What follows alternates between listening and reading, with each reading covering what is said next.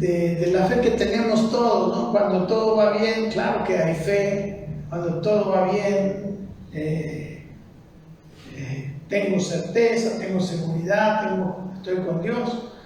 Pero la Biblia dice que nuestra fe va a ser probada, y la fe de ellos fue probada, pero no fue aprobada, ¿no? La fe de ellos fue probada y fue reprobada.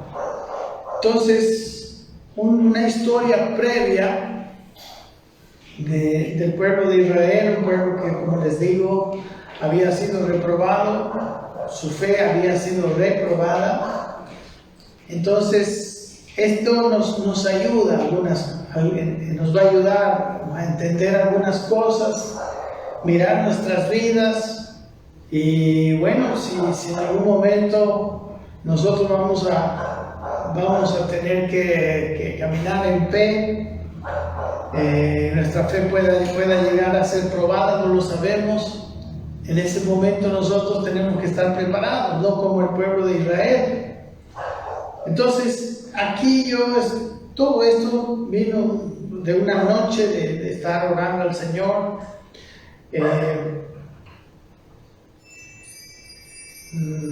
pensando, ¿no?, en el liderazgo y en la sujeción, ¿no? También yo estaba cuestionando el liderazgo mío en la congregación.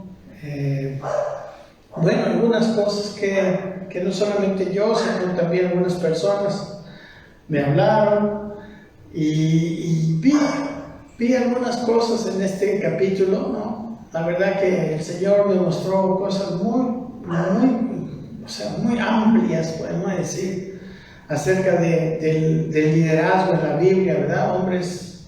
Hombres líderes como Samuel y como Moisés. Moisés verdaderamente fue quizás el líder más prominente, o uno de los líderes más prominentes y mejores que tenía la palabra de Dios, que nos muestra la Biblia. Pero lamentablemente este gran líder pues no era solamente el liderazgo, aunque no era perfecto, ¿verdad? No solamente era el liderazgo, sino que también era la sujeción, era la actitud de los liderados, lo que hacía el éxito verdaderamente de la misión. Porque ¿para qué una persona es líder? Es para llevar a las personas hacia una misión. Un líder que no conoce la misión, pues es un líder perdido, ¿verdad? Es un líder que no... Jesús les decía a los fariseos: ciegos, guías de ciegos, ¿no? Ambos van a caer en un hoyo. Si el guía está ciego, peor los ciegos que lo siguen, ¿verdad? El ciego va a caer en el hoyo, y los demás lo mismo. Entonces, en este estudio, este pequeño estudio que vamos a ver, queremos reflejar el liderazgo, ¿no? Cómo lo ilustra la Biblia, las fallas del liderazgo, los aciertos de los líderes. En realidad, no solamente al ver este pasaje, sino les cuento que tengo, ¿no?, una serie de pasajes que están en mi mente, que estoy escribiendo acerca del liderazgo, ¿verdad? Pero aquí se ven algunas cosas. También vamos a ver la manera que las personas responden a un liderazgo, sus fallas y sus aciertos, y también las consecuencias de un buen o un mal liderazgo, y las consecuencias de una buena o mala respuesta al liderazgo, la sujeción al liderazgo. ¿Ven? La Biblia es un libro de liderazgo y sujeción. Creo que algo muy destructivo siempre es cuando la autoridad es atacada y el liderazgo y sujeción se ven como una injusticia, ¿verdad? De eso tienen la culpa los malos líderes. De eso tienen la culpa aquellas personas que han usado el liderazgo para aprovecharse de las personas. Pero ¿para qué está un líder? Un líder está para encaminar a los liderados hacia un objetivo. En este caso, Moisés debía llevarlos por medio de un desierto. Miren, es una labor difícil, pero hacia la tierra prometida. ¿Verdad? En este pasaje vemos algunas características, como les digo. Bueno, este contexto histórico de este capítulo es el siguiente. Yo les dije, es un lugar donde previo, ¿no?, a la gran falla. Y antes de esto, entonces, quiero decirle, esta es la segunda parte del viaje del camino de Israel a la tierra prometida. En la primera parte ellos salieron de Egipto, cruzaron el Mar Rojo, caminaron por el desierto y llegaron a un lugar más al sur y más alejado tanto de Egipto como de la tierra prometida, y ahí Dios les dio las leyes, ¿no? Ya habían transcurrido todos los eventos del Éxodo, que el Éxodo cuenta, ¿no? La primera parte del viaje. Ya habían pasado todas las cosas, ¿no? Ellos habían visto las plagas en Egipto, ¿verdad? Ellos habían visto, después de haber pasado su esclavitud, el poder de Dios. Habían pasado en seco el Mar Rojo. Dios ya había terminado con la amenaza de Faraón, hundiéndolos junto con su ejército en el mar. Ya estaban recibiendo diariamente el maná, aunque tuvieron momentos donde pasaron momentos de sed, pero no se murieron de sed. Dios los llevó a lugares que eran oasis. Dios los llevó a otro lugar donde había aguas que estaban amargas, pero Dios las sanó. Incluso Dios hizo salir aguas de una peña, ¿verdad?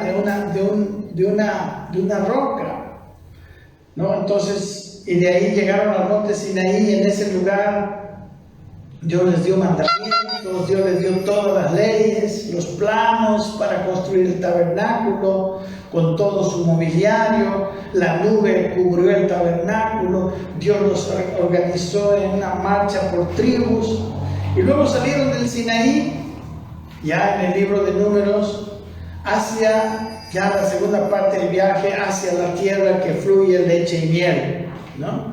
Aquí en Números, el capítulo 10, 33 al 36, perdón, quiero leer con ustedes esta última parte. Dice: así partieron del monte de Jehová, camino de 3 días, y el arca del pacto de Jehová fue delante de ellos, camino de 3 días, buscándole lugar de descanso.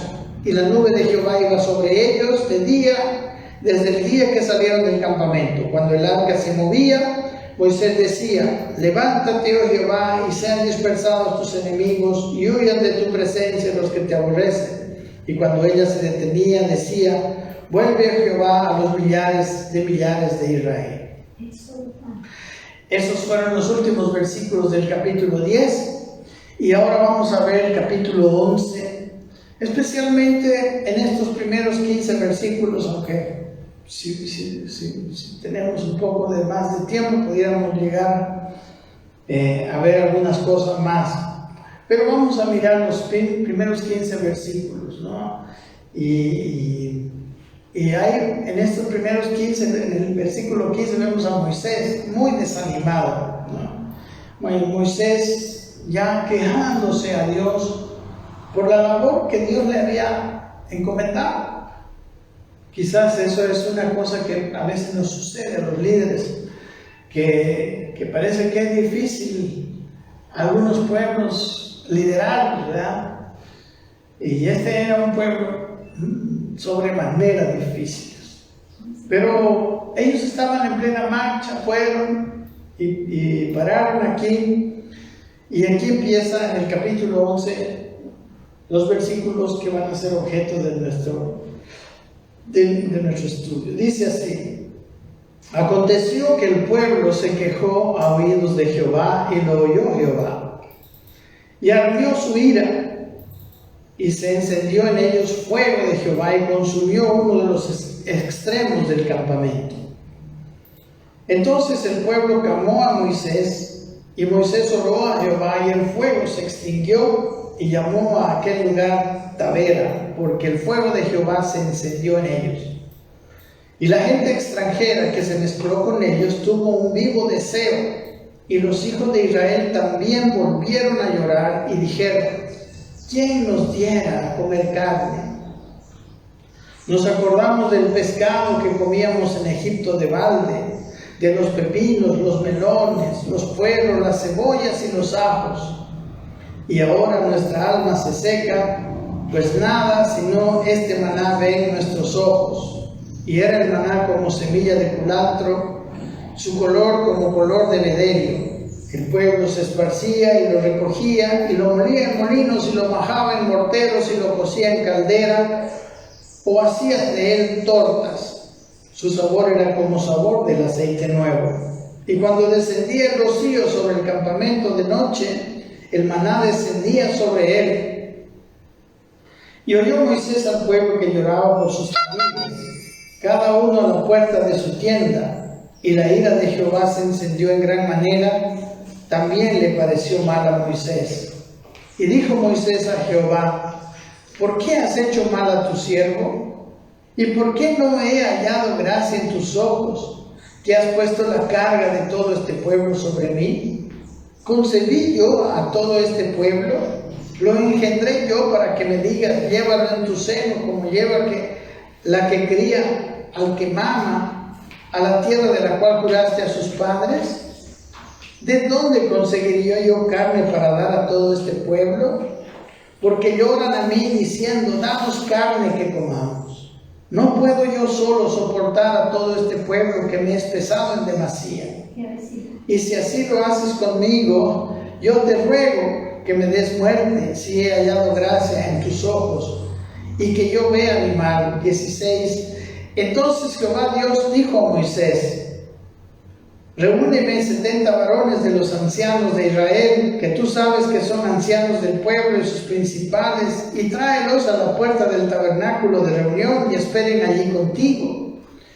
Y yo descenderé y hallaré contigo y hablaré contigo, y tomaré del espíritu que está en ti y pondré en ellos, y llevarán contigo la carga del pueblo, y no la llevarás tú solo. Pero al pueblo dirás: santificaos para mañana y comeréis carne, porque habéis llorado en oídos de Jehová diciendo: ¿quién nos diera a comer carne?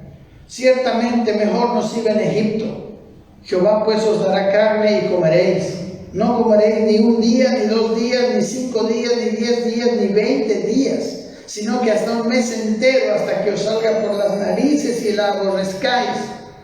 Por cuanto menospreciasteis a Jehová que está en medio de vosotros, y llorasteis delante de él diciendo: ¿para qué salimos de acá a Egipto?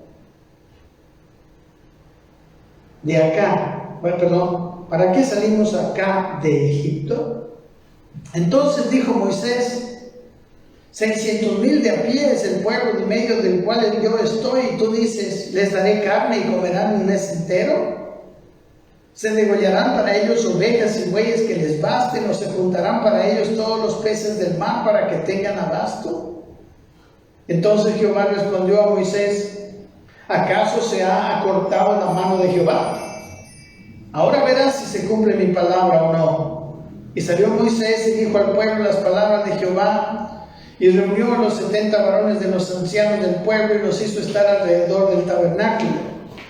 Entonces Jehová descendió en la nube y le habló, y tomó del espíritu que estaba en él y lo puso en los 70 varones ancianos, y cuando posó sobre ellos el espíritu, profetizaron y no cesaron. Y habían quedado en el campamento 2 varones llamados, el uno Eldad y el otro Medad, sobre los cuales también reposó el espíritu. Estaban estos entre los inscritos, pero no habían venido al tabernáculo, y profetizaron en el campamento. Y corrió un joven y dio aviso a Moisés y le dijo: Eldad y Medad profetizan en el campamento. Entonces respondió Josué, hijo de Nun, ayudante de Moisés, uno de los jóvenes, y dijo: Señor mío, Moisés, impídelos. Y Moisés le respondió: ¿tienes tú celos por mí? Ojalá todo el pueblo de Jehová fuese profeta, y que Jehová pusiera su espíritu sobre ellos. Y Moisés volvió al campamento, él y los ancianos de Israel. Y vino un viento de Jehová y trajo codornices del mar, y las dejó sobre el campamento, un día de camino a un lado y un día de camino al otro, alrededor del campamento, y casi 2 codos sobre la faz de la tierra.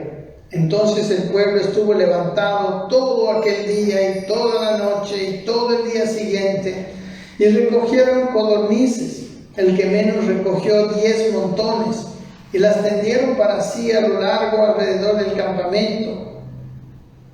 Aún estaba la carne entre los dientes de ellos antes de que fuese masticada, cuando la ira de Jehová se encendió en el pueblo, e hirió Jehová al pueblo con una plaga muy grande. Y llamó el nombre de aquel lugar Kibrot Ataaba, por cuanto allí sepultaron al pueblo codicioso. Hasta aquí la lectura en este Números capítulo 11. Yo hubiera querido ver desde todo el capítulo, ¿verdad? Porque es muy interesante y tiene muchas lecciones, pero vamos a ver hasta dónde llegamos. ¿Ven? Bien, empieza así muy sencillamente. Miren, aconteció que el pueblo se quejó a oídos de Jehová. ¿Qué era lo que pasó con el pueblo? Se quejó. No cuenta ningún evento, ninguna razón para que se hayan quejado, no dice nada de eso, ¿no? Sino dice, se quejó delante de Jehová. La palabra quejar es la palabra en el idioma hebreo anán, ¿no? Que quiere decir dolerse, lamentarse. También quiere decir se quejó amargamente. Y otras acepciones de ese término, dice se quejó de hambre. Bueno, en realidad sabemos, como decían los versículos precedentes, que el maná venía todos los días. No había falta de maná, no había hambre, pero había algo en su corazón que les llevaba a una queja. Y esta queja no era algo, ¿cómo podemos decir? No era algo inocente. A Dios lo airó. Dice aquí que lo oyó Jehová y ardió su ira, y se encendió en ellos fuego de Jehová, y consumió uno de los extremos del campamento. Es poco lo que tenemos de explicación nosotros, pero sí podemos saber que la queja realmente es algo terrible. Cuando Dios castiga, hermanos, Dios es justo. Vemos mucha injusticia en la tierra, pero cuando vemos a Dios actuar, nosotros vemos a un ser justo, totalmente justo. No tiene ninguna pizca de injusticia, y sabio y bueno y amoroso y todo. Pero fue tanto lo que pasaba en la vida de los israelitas, que empezó a consumir fuego, ¿no? Dice aquí uno de los extremos del campamento.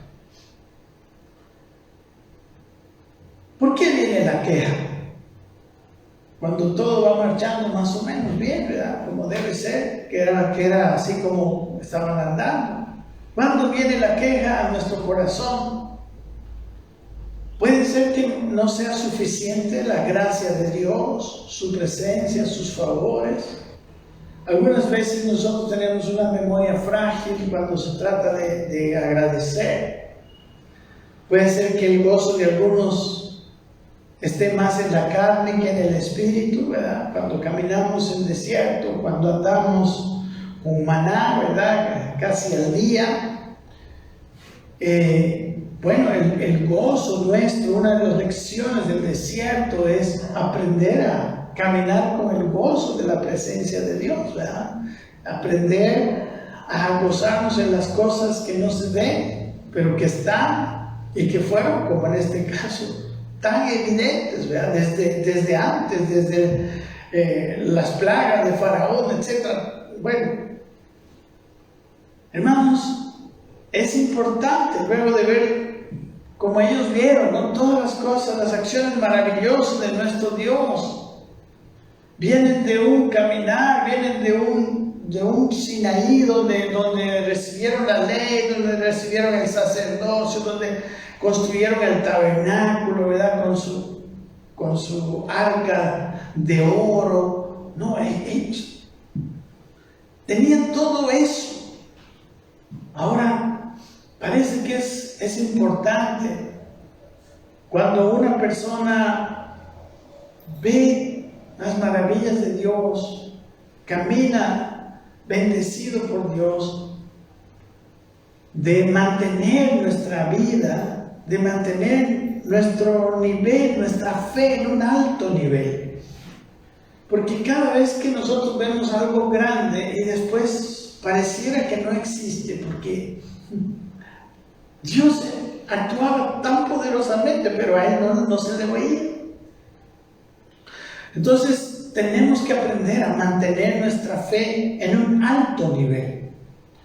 De otra manera nosotros nos llegaremos a quejar, tendremos una vida de queja. Y bueno, yo soy también una persona propensa, ¿no? a desanimarse, a quejarse. Es necesario reflexionar, mis queridos hermanos, con solo este versículo. ¿En qué está nuestro gozo?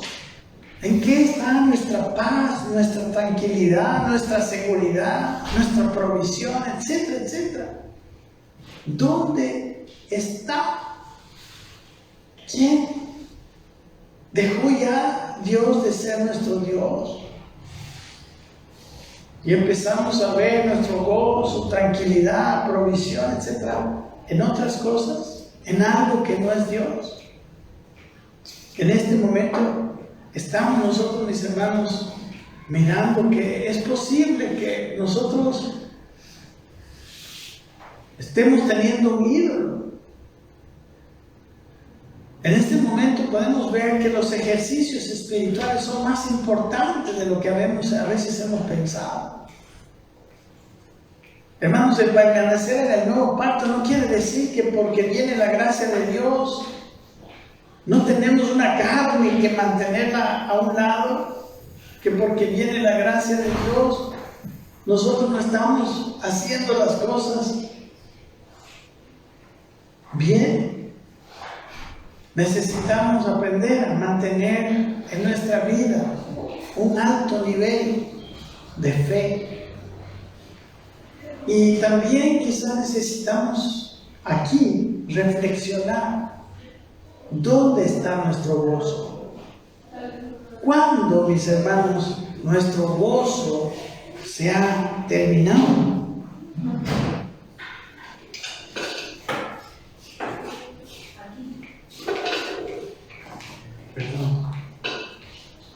Cuando nuestro gozo,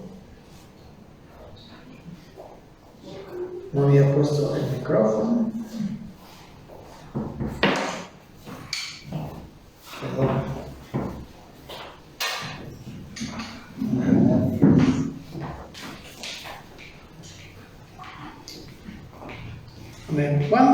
Cuando nuestro gozo se encuentra en otras cosas que no son Dios. Y cuando nuestro gozo está en otras cosas que no son Dios, vienen todas las cosas malas, ¿no? Viene la falta de fe, viene el desánimo, y como ellos viene la queja, ¿no? Estaban ellos quejándose de una manera tan tremenda, o sea, era tan feo que Dios arde, mira. Es necesario también aprender a ser agradecidos, a recordar cuánto Dios ha hecho por nosotros, cuánto nos ha dado. Ellos no habían pasado más de un año.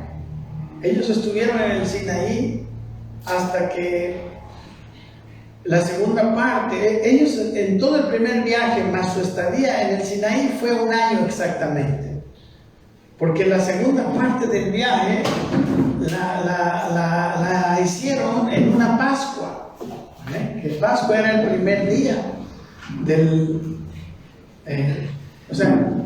una Pascua ellos salieron y para la otra Pascua ellos estaban saliendo del Sinaí, ¿no? Entonces, de la salida de Egipto a la salida del Sinaí, transcurrieron 365 días.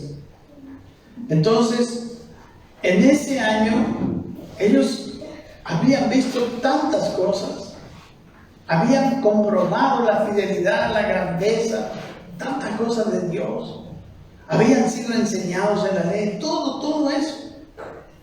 Por eso creo yo que Dios se enoja terriblemente, por eso Dios monta en ira. Yo digo, ¿por qué quejarse? ¿Cómo quejarse estando en un momento tan tremendo? Cuando ellos deberían estar ahora más bien con una gran expectativa, porque estaba empezando ya el último tramo. Estaba empezando ya el caminar hacia la tierra prometida. Amén. Y vemos el versículo 2, dice que entonces el pueblo clamó a Moisés, y Moisés oró a Jehová, y el fuego se extinguió, ¿no? Miren, el pueblo estaba pasando ahora, después de la queja, vieron que uno de los extremos del campamento estaba siendo consumido por fuego. Y es, no sé, me parece que podemos ver, no sé, a mí me llamó la atención, ¿por qué clamaron a Moisés? ¿Por qué no clamaron a Jehová? Ahí se ve el estado del pueblo, ¿verdad? Su estado espiritual. ¿Porque acaso no podían clamar a Dios mismo? Amén. Una de las fallas, hermanos, que tuvo Israel para mí, fue una de las cosas garrafales que les impidió llegar a la tierra prometida, fue que ellos siempre estaban buscando un intermediario. En Éxodo podemos ver, según la historia, cuando Dios bajó, ¿no?, para darle los 10 mandamientos, ¿verdad? En el capítulo 20, Éxodo 20 está la lista de los 10 mandamientos, ¿no? Y Dios, después de eso, seguía hablándoles. Dice que los del pueblo no querían escuchar directamente a Dios.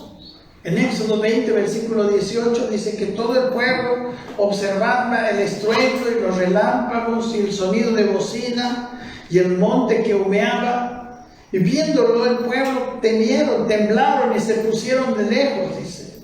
Y dijeron a Moisés, habla tú con nosotros y nosotros oiremos, pero no hable Dios con nosotros para que lo hagamos. O sea, ellos no quisieron que Dios les hablara. Bueno, yo no sé lo que pasaba, la verdad que podemos ver quizás el temor por oír por la bocina, por los relámpagos y truenos que había en el monte. Pero bueno, nosotros en este tiempo, más que nunca, nosotros no tenemos ninguna excusa para no acercarnos directamente a Dios. Hoy más que nunca tenemos una libre entrada al trono de su gracia. Por esa gracia deberíamos nosotros tener una relación estrecha con nuestro Padre, ¿no? En Hebreos capítulo 12, versículo 18, dice precisamente eso a los hebreos. Porque no os habéis acercado, dice, al monte que se podía palpar y que ardía en fuego, a la oscuridad y a las tinieblas y a la tempestad, al sonido de la trompeta y a la voz que hablaba, dice, los cuales, dice, al cual los que la vieron rogaron que no se les hablase más. No, nosotros no estamos en esa situación. En el versículo 22 dice, sino que os habéis acercado al monte de Sión, a la ciudad del Dios vivo, Jerusalén la celestial, a la compañía de muchos millares de ángeles, a la congregación de los primogénitos que están inscritos en los cielos. Amén. Nosotros no podemos ver por qué pasaba con ellos, pero nosotros sí podemos decir de nosotros mismos En Hebreos 4:16 dice: acerquémonos pues confiadamente al trono de la gracia. Amén. Acerquémonos confiadamente a ese trono de gracia para alcanzar misericordia y hallar gracia para el oportuno socorro. Nosotros tenemos esa gran bendición de que nos podemos acercar. En el versículo 10 de Hebreos dice: hermanos, teniendo libertad para entrar al lugar santísimo. Nosotros podemos entrar al lugar santísimo, nosotros podemos entrar a la presencia de Dios. Pero ellos no, ellos tuvieron que clamar a Moisés. No pudieron haber no clamado a Moisés, pudieron no haber hecho eso. Dios quería hablar con ellos, pero ellos prefirieron que Moisés hablara. Dios tiene una relación personal, hermanos amados, con nosotros. La relación personal de Dios con nosotros debe ser algo prioritario, debe ser algo muy importante. Yo preguntaría, ¿qué caminos, qué atajos, o sea, qué intermediarios buscamos? Yo no estoy diciendo que no necesitemos a los ministros, a los maestros, pero en nuestra relación personal nosotros tenemos toda libertad de acercarnos a Dios. Amén. Toda la libertad de acercarnos a Dios. Y ellos clamaron a Moisés. Ahora, la otra cara de la moneda es que es cierto que las personas en autoridad tienen autoridad delegada por Dios, ¿verdad? Y las personas en autoridad como Moisés usaron. De hecho, dice la Biblia, dice en este versículo 3, en el versículo 2 dice: y oró Moisés. Clamaron a Moisés y Moisés oró a Jehová y el fuego se extinguió. Amén. El fuego se extinguió cuando Moisés oró. ¿No? Y llamaron, dice, aquel lugar Tabera, porque el fuego de Jehová se encendió en ellos. La palabra en el hebreo es la palabra que quiere decir incendio, ¿verdad? Ardiente quiere decir Tabera. Y luego, miren, sigue mostrando algunos detalles. Del versículo 4 al 6, yo le llamé Números 11. Llamé el desprecio del maná. Amén. En estos versículos 4 al 6 dice que la gente extranjera que se mezcló con ellos tuvo un vivo deseo. Y los hijos de Israel también volvieron a llorar y dijeron: ¿quién nos diera a comer carne? Nos acordamos del pescado que os comíamos en Egipto, de balde, de los pepinos, los melones, los puerros, las cebollas y los ajos. Y ahora nuestra alma se seca, pues nada, sino este maná ven en nuestros ojos. ¿Amén? ¿Se dan cuenta que el maná, ellos lo desprecian? Y saben, hermanos, ¿qué significa esto para nosotros? Para nosotros significa, es una figura del desprecio, ¿no? Del alimento espiritual. Del desprecio, el menosprecio que a veces hacemos nosotros de la oración, de la Biblia, de la obediencia al Señor. Es un símbolo, ¿verdad? Porque el Antiguo Testamento es una figura y sombra de las cosas espirituales. Y el maná es el alimento que bajaba del cielo. Y Dios lo traía, y lo traía todos los días. Pero ellos se habían cansado. ¿Qué significa para nosotros esto? Yo sé que pasa con nosotros. Muchos cristianos no estudian la Biblia. Muchos cristianos, hermanos, no tienen interés por oír la palabra del Señor. Pasan cuántas horas en el celular y cuántas horas de oración. La oración para ellos es un tiempo seco. Así como también la lectura de la palabra. Parece que la Biblia es como un libro. Y algunos, claro, por lo menos algunos buscan otros libros. Pero de todas maneras, la Biblia no podía ser así. Vemos, por ejemplo, ahí a David, a un hombre que tenía un corazón conforme al corazón de Dios. El autor del Salmo, uno de los salmos que exalta la palabra de Dios, el Salmo 119. Él decía, tengo algunos versículos, o sea, contrastando con la actitud del pueblo, ¿verdad?, de menospreciar el maná y más bien acordarse de la comida de ¿dónde? La comida de Egipto.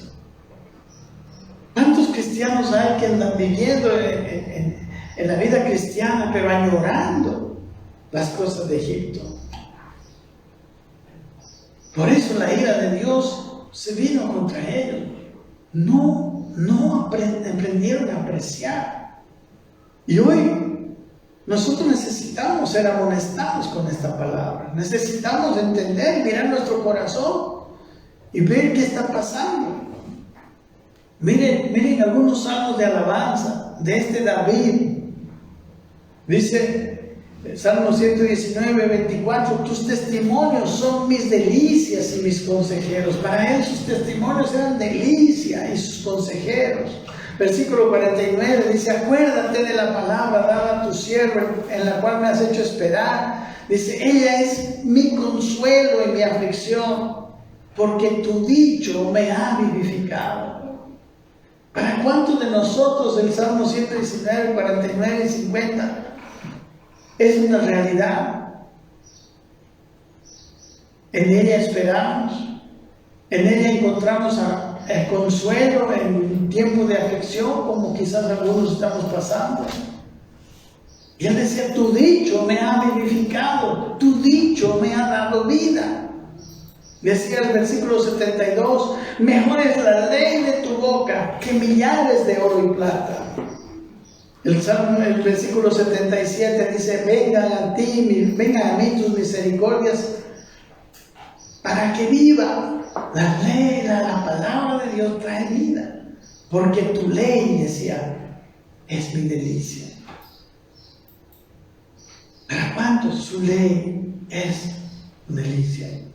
Ese pasaje del versículo 121 en adelante, que es uno de los más ricos que hay en el Salmo 119. Le dice a Dios, juicio y justicia he hecho, dice, no me abandones a mis opresores. Le dice, afianza a tu siervo para el bien, no permitas que los soberbios me opriman. Miren la situación. Dice, mis ojos desfallecieron por tu salvación y por la palabra de su justicia. Él estaba buscando la palabra de él. Y le dice, haz con tu siervo según tu misericordia y enséñame tus estatutos. ¿Por qué no vamos a Dios con la Biblia y le decimos así? Enséñanos. Porque yo se lo digo porque yo también he pasado momentos cuando leer la Biblia era como si algo seco. Pero ahí está, para eso está el Espíritu Santo dentro de nosotros, y para eso está el Señor. Y aquí le dice, enséñame tus estatutos. Sigue diciendo, tuyo es tu siervo, soy yo, le dice, dame entendimiento para conocer tus testimonios. Yo quiero servirte en la vida, dame entendimiento para conocer tus testimonios. Versículo 27 dice, por eso he amado tus mandamientos más que el oro, y más que el oro muy puro. Por eso estimé rectos tus mandamientos sobre todas las cosas, y aborrecí todo camino de mentira. Hermanos, menospreciaron el maná. Pero sin maná no había vida. Hoy en día, la verdadera vida, o sea, la vida física, se mantiene con la comida física. Pero la vida espiritual se mantiene con comida espiritual. En este tiempo, ¿cómo puedo yo mantener mi vida espiritual? ¿Cómo puedo estar fortalecido en fe? Si no me alimento de la palabra de Dios, de la Biblia. El versículo 4 dice que la gente extranjera que se mezcló con ellos tuvo un vivo deseo. Y los hijos de Israel también. Y volvieron a llorar. Otra vez empezaron a